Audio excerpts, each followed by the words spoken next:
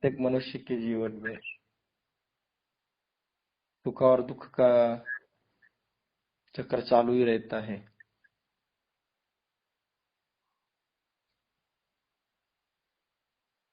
ये दोनों की तरफ देखने की दृष्टि समान होनी चाहिए। नहीं तो सुख में भगवान को भूल जाता है और दुख में भगवान के ऊपर गुस्सा करता है। एक्चुअली ये दोनों भगवान एग्जाम परीक्षा लेता है हमारी। और ये इससे इसमें पास होना आना चाहिए। तो एक दृष्टांत दादाजी देते हैं कि एक आदमी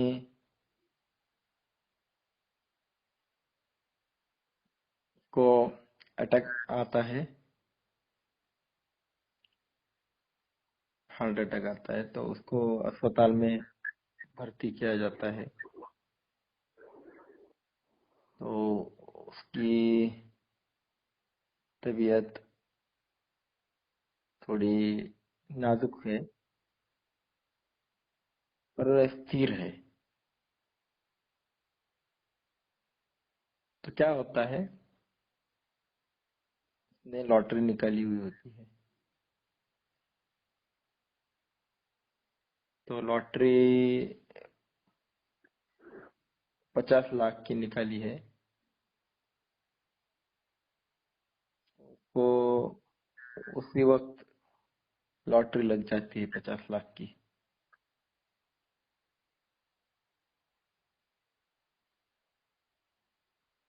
तो उसके रिश्तेदार को ये समझता है कि इसको तो लॉटरी लग गई है, पर आप बताएंगे कैसे? अगर बताएंगे तो ये मर जाएगा खुशी के मारे। ऑलरेडी ये हार्ट अटैक से कमजोर हुआ है और 50 लाख की लॉटरी लग गई, क्योंकि ये इतना गरीब था, इतना गरीब था कि ये मजदूरी करते करते करते करते इसकी जिंदगी चली गई। इसने जिंदगी में मुश्किल से 500 रुपए की भी नोट नहीं देखी। और ऐसे आदमी को जिसने कभी पैसा नहीं देखा, उसको 50 लाख की लॉटरी लगती है, अगर ये सुनेगा तो वो बर्दाश्त नहीं कर पाएगा। तो ये डॉक्टर को बताते हैं कि इसको कैसे बताए कि इसको लॉटरी लगी है। तो डॉक्टर कहते हैं इनको कि आप चिंता मत करो, मैं समझाऊंगा उसको, मैं बताऊंगा बराबर।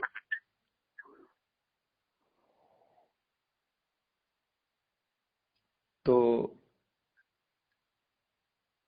डॉक्टर उसके पास आते हैं और उसको कहते हैं कि अगर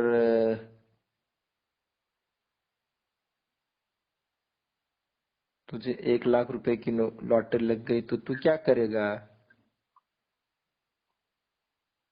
तो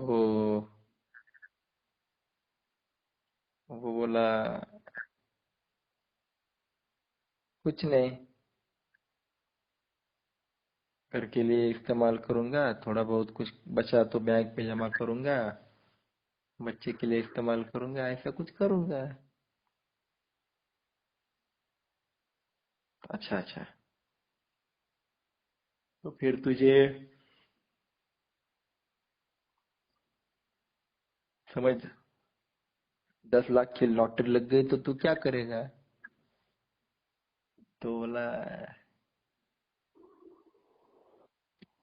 उसको लगने लगा कि डॉक्टर साहब मेरी मजाक कर रहे हैं। वो बोला, डॉक्टर साहब मुझे लगता है कि मैंने जिंदगी भर लॉटरी निकालते निकालते मेरी जिंदगी चली गई।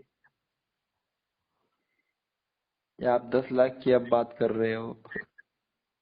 मुझे कभी एक 100 रुपए की भी लॉटरी नहीं लगी है। तो नहीं नहीं, ऐसा नहीं हो सकता है, लॉटरी बिटरी कुछ नहीं लगी है। ऐसा नहीं हो सकता है।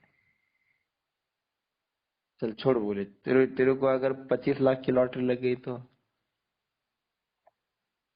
अब उसको पक्का यकीन हो गया है कि डॉक्टर मजाक ही कर रहे हैं, 1 लाख से 25 लाख तक आ गए। वो बोले डॉक्टर साहब क्यों मजाक करते हो? नहीं लगी होगी, नहीं लगती है मुझे लॉटरी वगैरह, ऐसा ऐसा कुछ नहीं है।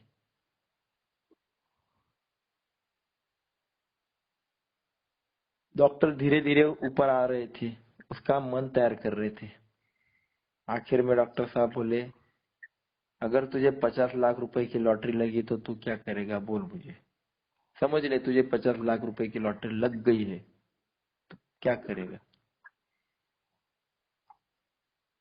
वो कहता है कि डॉक्टर साहब चाहे कुछ भी हो जाए, 50 लाख की लॉटरी अगर मुझे लग गई ना, तो 25 लाख आपको तुरंत दे दूंगा।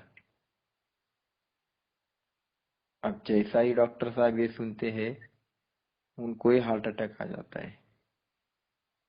क्योंकि उनको पता होता है कि इसको 50 लाख की लॉटरी लगी है और 25 लाख तो ये मुझे दे रहा है। तो उस सुख के झटके के मारे डॉक्टर को ये अटैक आ जाता है। दादाजी यही बात समझाते हैं, सुख का झटका भी सहन करना आसान बात नहीं है। सुख में लोगों की चाल बदल जाती है, बात बदल जाती है, विचार बदल जाते हैं। ऐसा नहीं कि बड़े बड़े लोगों की चाल बदलती है। जो आदमी रोज 100 रुपए कमाता है, उसकी जेब में आज अगर 500 रुपए की नोट आ गई ना, तो उसकी भी चाल बदल जाती है। उसका भी देखना बोलना, अहंकार बढ़ा जाता है। तो ये हमारे जीवन में एक परीक्षा होती है कि आपकी अगर परिस्थिति बदल जाती है तो आप कैसा जीवन जीते हैं। जीवन में स्थैर्य चाहिए, जीवन में स्थिर होना चाहिए। ये समझ लेना चाहिए कि जब हमारे पास सुख आता है तो हमें भगवान का काम ज्यादा करना है। क्योंकि अनुकूल परिस्थिति जो होती है उसमें भगवान हमसे ये अपेक्षा करते हैं कि ये अच्छा काम कर रहा है, इसको चलो देना चालू कर दे। तो उसका उपयोग भगवान के कार्य के लिए करना चाहिए।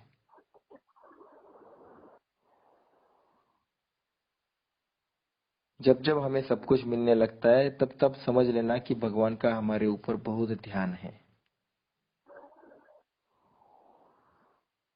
और अगर हम नहीं करते हैं तो भगवान खींच लेते हैं, फिर हम कुछ नहीं कर पाते रोने के सिवा। एक ही दुख का झटका, एक ही प्रॉब्लम ऐसा भेज देते हैं कि हमारे सारे कमाई पे पानी फेर जाता है। इसीलिए सुख हो या दुख हो, भगवान का काम स्थिरता से, विचलित ना होके करते जाना चाहिए। एक कंपनी का जो आदमी होता है, वो मैनेजर, उसको उसका जो बॉस होता है वो स्पेशल एरोप्लेन का स्पेशल टिकट निकाल के देता है। जा कोलकाता जा, वहाँ होटल का एक स्पेशल रूम निकाल लेके देता है रहने के लिए, 4 दिन के लिए भेजता है।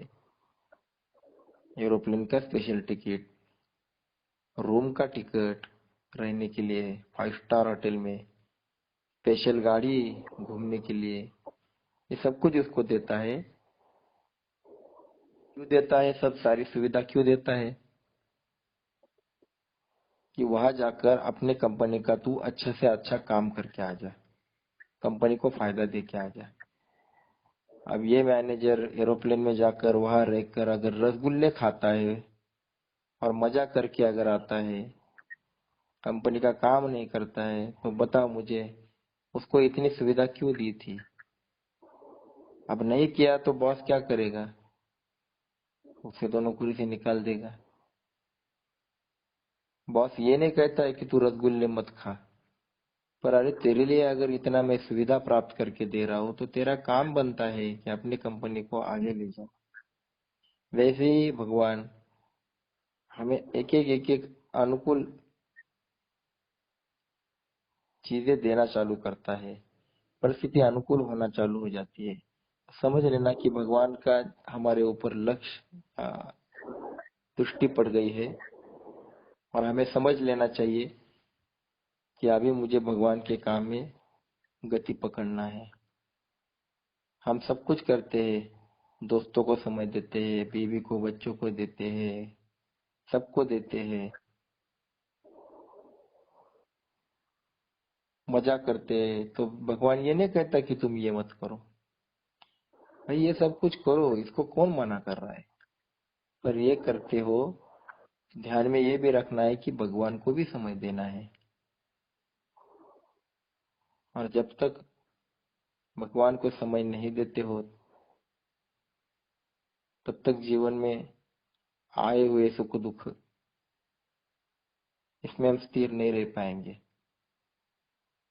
कब गिर जाएंगे पता नहीं चलेगा। इसीलिए आप देखते हो ना, ज्यादा से ज्यादा जिसके पास अचानक पैसा आने लगता है वो बिगड़ जाता है, और दुख आता है वो भगवान से दूर होने लगता है। वो कहता है देखो इतना सब कुछ किया तो भी मेरे जीवन में कितना दुख, और वो कुछ नहीं करता तो भी कितना सुखी है। हम साधारण मानव की ये भाषा है। तो दादाजी कहते हैं अरे जो सोना होता है ना, खरा सोना, उसको भी तप कर बाहर निकलना पड़ता है। बिना तपे उसको भी, बिना अग्नि में डालने बगैर भी उसको 24 कैरेट नहीं कहा जाता है, शुद्ध नहीं कहा जाता है, उसको भी तपना पड़ता है। तू अभी भगवान के कार्य में जुड़ गया है तो भगवान तुझे चेक नहीं करेगा? तुझे तो चेक करेगा ही कि तू कैसा है, तू सच में स्वार्थ से आते आया है क्या। वो तुझे हर तरह से चेक करेगा, उसके बगैर वो अपने फैमिली में तुझे नहीं लेगा। साधारण सी बात है, अगर हमारे घर में किसी लड़की को लाना है शादी करण करके, तो जिससे शादी करनी है उस लड़की के बारे में आप 4 लोगों से पूछताछ नहीं करते? अरे इसको जिंदगी भर संभालना है, हमारे घर में रखना है, तो उस लड़की का आप कैरेक्टर नहीं देखोगे? आप घर में जाकर बात करोगे उससे, बाद में आपके मामा भतीजा जो भी है रिलेटिव, उनके माध्यम से उसकी पूछताछ करवाएंगे। आजू बाजू के लोग से पूछेंगे कि इसका कैरेक्टर कैसा है, क्या है। 10 बार आप पूछेंगे, तब शादी करके लेके आएंगे। क्या डायरेक्ट देखा और लेके आया ऐसा होता है? तो घर में बहू लानी है तो भी इतना हम पूछताछ करते हैं।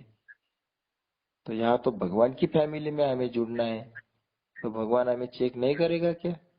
जरूर करेगा। इसलिए जब भगवान का काम करते हैं तो दुख आने लगे तो समझ लेना कि भगवान हमें चेक कर रहा है, परख रहा है कि ये सोना खरा है कि खोटा है। अगर हम खरे हैं तो दुख भी आए तो भगवान के काम की गति कम नहीं करना, करते ही जाना। समझ लेना कि अभी मेरा चमकने का समय आ गया है, इसलिए भगवान का काम करते रहना है। और दादाजी ने इतना आसानी से समझाया है कि आपको कोई भी काम आपका बंद नहीं होता है। आपका संसार में कोई भी आपकी जो चल रही है स्थिति वो डिस्टर्ब नहीं होती है। कुछ नहीं, बस आजू बाजू के 2 4 घर जाने में कितना समय लगता है, ऐसे ही बातें बातें हम करते बैठते हैं तो कितना समय चला जाता है। तो वही बातों को आप भगवान की बातों में कन्वर्ट करो, प्यार से बात करो, निस्वार्थ से निरपेक्ष से बात करो। जिस आदमी के जीवन में निरुत्साह है उसके जीवन में उत्साह भरना, ये सबसे बड़ी दैवी काम का सिंबल है। मतलब क्या है कि ये सबसे बड़ा दैवी काम है कि जो निरुत्साही हो गए कि मैं क्या करूं, रो रहे हैं, सब कुछ होते हुए भी मैं कैसा जीऊं, परेशान हुए हैं, ऐसे लोगों को जीवन में उत्साह भरना, उसको जीवन जीने का मार्ग दिखाना, भगवान से जो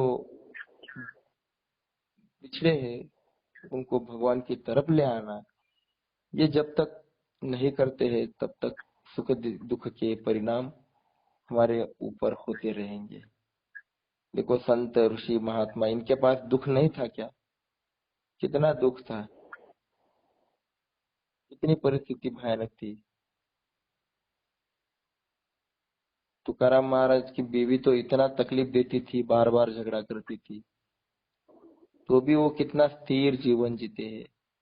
कहते भगवान कितनी अच्छी बीवी थी, बार बार झगड़ा करती है इसलिए मेरा मन संसार में रहता ही नहीं है, मैं तेरे ही काम के लिए निकल जाता हूँ, वही मेरा मन रमता है, अटकता है।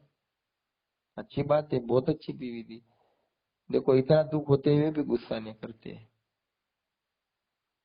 संत एकनाथ महाराज की बीवी उनको प्रभु कार्य में इतना साथ देती थी, तो कहते हैं कि देखो कितना अच्छा है भगवान तू, मुझे कितनी अच्छी पत्नी दी जो मेरे साथ भगवान तेरा कार्य कर रही है, कंधे से कंधा मिला के। तो ये जो होता है, ये महापुरुषों के जीवन में कितने भी दुख आए, वो भगवान का काम में कभी निगेटिव बात नहीं करते। वो सामान्य मानुष ही है जो भगवान का काम नहीं करता है, और वो करता है तो स्वार्थ से करता है कि मेरे जीवन में कोई तकलीफ ना आ जाए, प्रॉब्लम ना आ जाए, इस डर के मारे भगवान से जुड़ता है। दादाजी कहते हैं भगवान से जुड़ना है तो डर के मारे मत जुड़ो, प्यार से जुड़ो। भगवान माँ है, और माँ कभी गलत काम नहीं करती है बच्चे के साथ, वो कभी उसका बुरा हो जाए ऐसा नहीं सोचती है।